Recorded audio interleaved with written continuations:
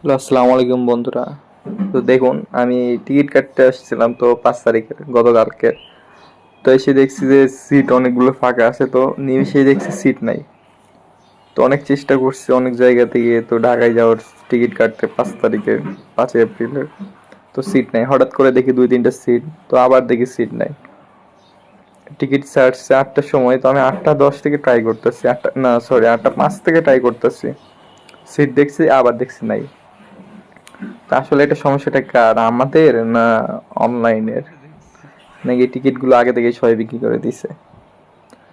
আপনি দেখতে পাবেন আবার দুইটা টিকিট, কি একটা টিকিট ছাড়ছে, এই যে আবার একটা ছাড়ছে, তো ক্লিক করছি, সিট নাই, জিরো।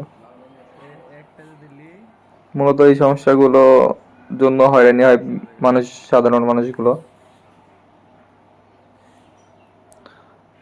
তো শেষমেশ ধুর, টিকিটই কাটবো না আর।